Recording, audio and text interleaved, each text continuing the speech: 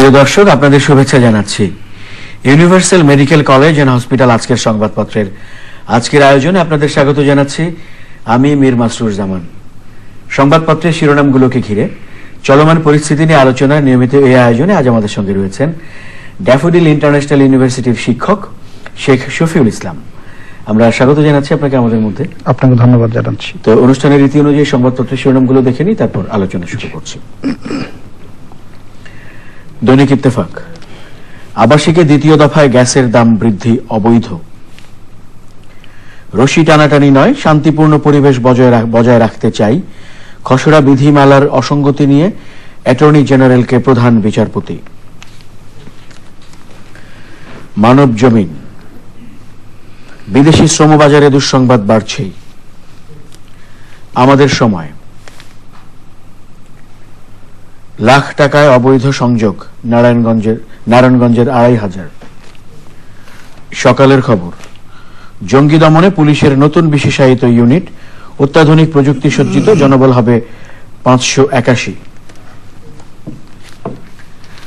যায় দিন, সিটি কর্পোরেশনই মানছে না সড়ক খনন নীতিমালা। মানব কণ্ঠ, ইসির কাঙ্ক্ষিত সংলাপ শুরু আজ, যতক্ষণ বক্তব্য ততক্ষণই বৈঠক। ভোরের কাগজ,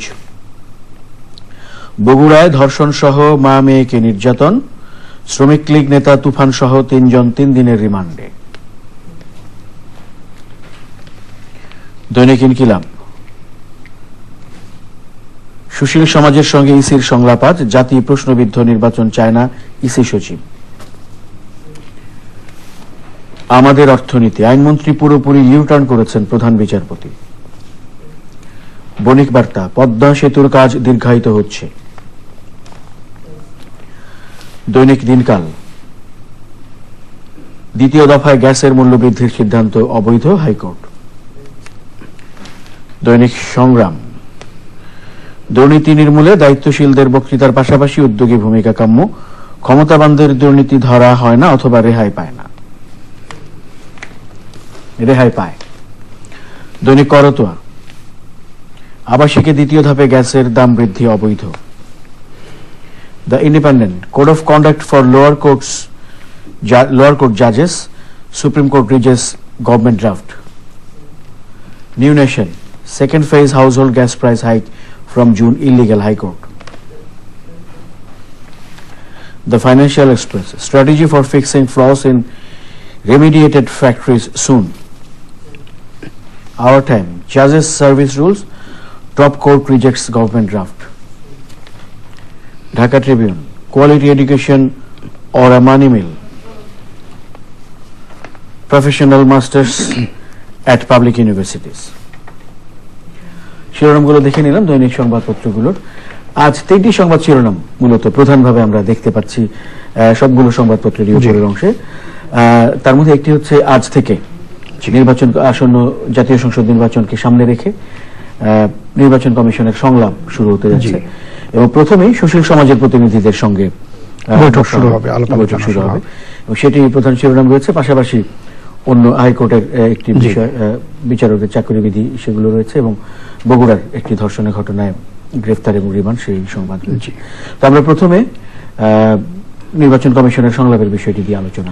এটা তো আপনি জানেন যে এটা দীর্ঘ প্রতীক্ষিত একটি বিষয়, যে সামনে নির্বাচন নিয়ে ইতিমধ্যে কিন্তু বিভিন্ন রাজনৈতিক দলের মধ্যে নানা ধরনের গুঞ্জন শুরু হয়েছে। অনেকেই মাঠ পর্যায়েও কাজ করছেন, কেউ দল গোছানোর কাজেও ব্যস্ত। আমরা প্রায় মিডিয়াতে দেখছি এই খবরগুলো। তো এরই মধ্যে যে নির্বাচন অনুষ্ঠানের জন্য সবচেয়ে যে গুরুত্বপূর্ণ কর্তৃপক্ষ এবং যার তত্ত্বাবধানে হয়ে থাকে সেই নির্বাচন কমিশন, সেই নির্বাচন কমিশনের যে এটা বলা যায় একটা প্রস্তুতি এক ধরনের, যে তারা আসলে তাদের পরবর্তী নির্বাচনটা কতটা কার্যকর, কতটা গ্রহণযোগ্য এবং কতটা ইনক্লুসিভ, অর্থাৎ কতটা বিভিন্ন দলগুলোকে তারা সংযুক্ত করতে পারবেন, নির্বাচন আনতে পারবেন, এই বিষয়গুলোর জন্য কিন্তু তাদের একটা প্রস্তুতি বলা যায়, এটা যে প্রস্তুতিটা শুরু হচ্ছে আজ থেকে। তো এটা নিঃসন্দেহে তো ভালো উদ্যোগ, কিন্তু এই উদ্যোগ শুধু আলোচনার মাধ্যমে বা এই ডায়ালগ বিনিময় এর মধ্যেই যেন এটা সীমাবদ্ধ না থাকে। যে ধরনের বিষয়গুলো আসবে, আলাপ আলোচনা, যে বিশ্লেষণগুলো আসবে, যে ধরনের চাওয়া পাওয়া থাকবে, যে ধরনের নিডস গুলো আসবে, এই সুশীল সমাজের প্রতিনিধিরা যে ধরনের বিষয়গুলো বলবেন, সেটা কিন্তু ইসির চেষ্টা করতে হবে সেই বিষয়গুলো পরবর্তীতে এটার ইমপ্লিমেন্টেশনে যাওয়া, অর্থাৎ কার্যকরভাবে সেটাকে যেন আপনার বাস্তবায়ন করা সম্ভব হয়। না হলে কিন্তু এই আলোচনাটার কোনো ওই অর্থে কোনো ভ্যালু থাকবে না।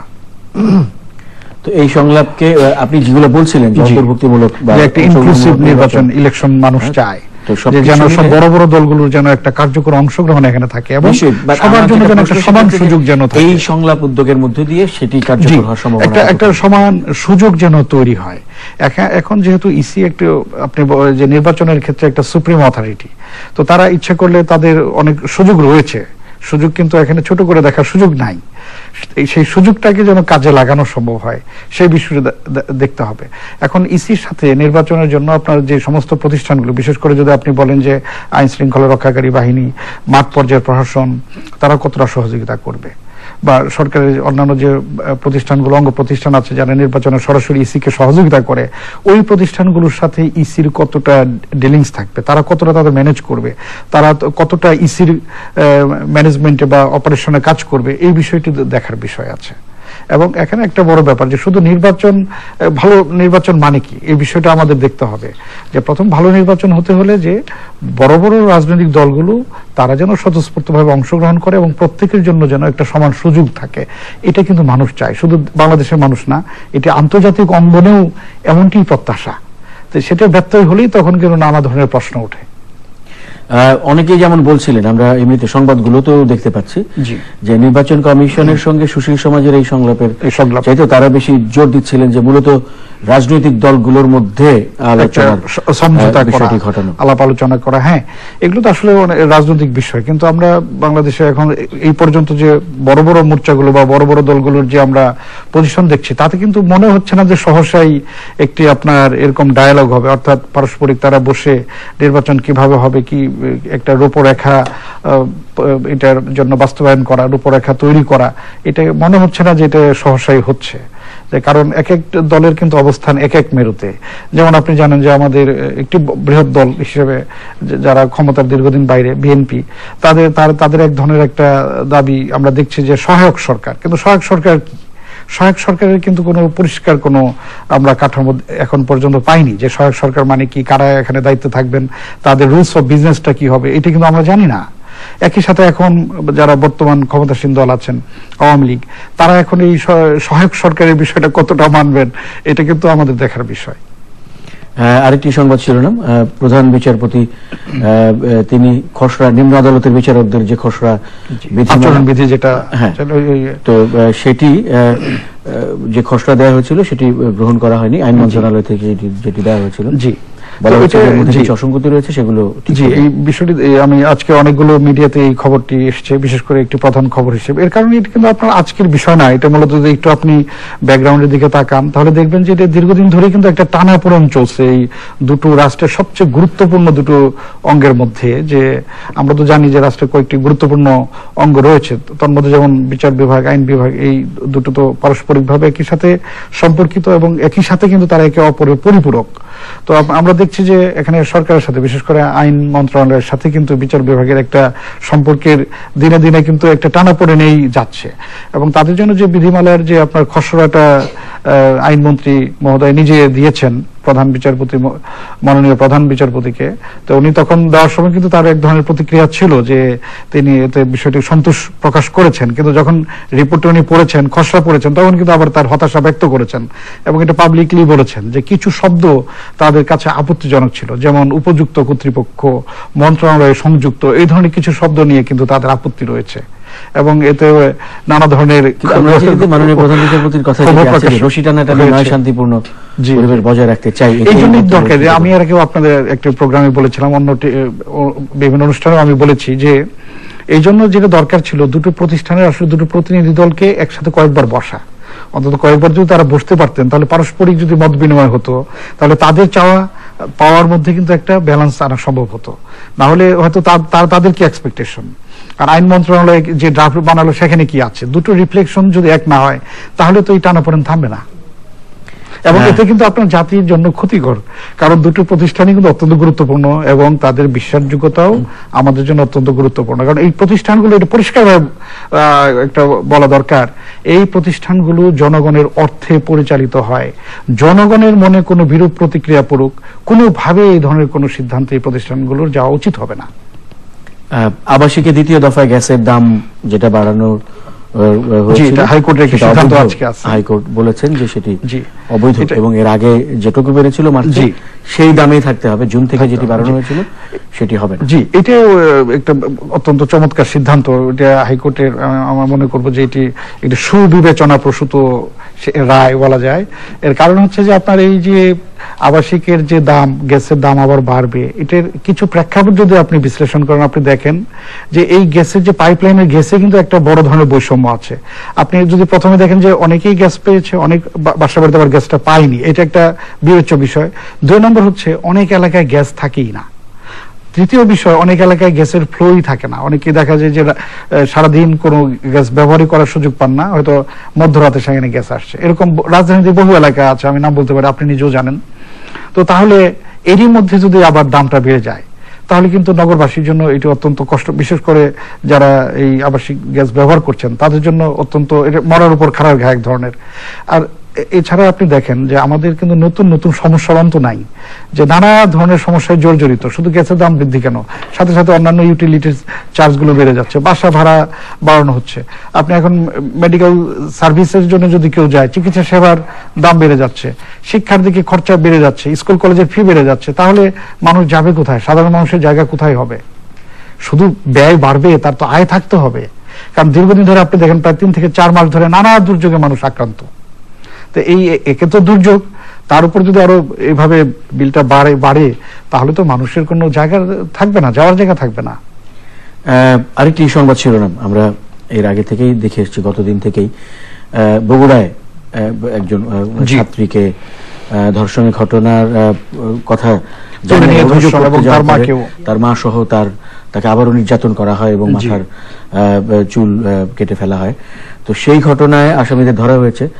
পরিচয় বলা হয়েছে যে শ্রমিক লীগ নেতা তুফান সরকার নামে একজন এবং তার সঙ্গে আরো এবং একজন কাউন্সিলর যার কাছে অভিযোগ করতে যাওয়া হয়েছিল, নারী কাউন্সিলর, তাকেও ধরা হয়েছে এবং আসামিদের রিমান্ডে নেওয়া হয়েছে। জি জি, এটা প্রথম কথা হচ্ছে যে এই যেভাবে ধর্ষণের ঘটনাটি ঘটে, যে কোনো ধর্ষণের ঘটনাই এবং নারী নির্যাতন বা যে কোনো নির্যাতনের ঘটনাটি অত্যন্ত জঘন্য, এটা আপনি জানেন, আপনি নিজেও এদের নিয়ে অনেক কাজ করেছেন।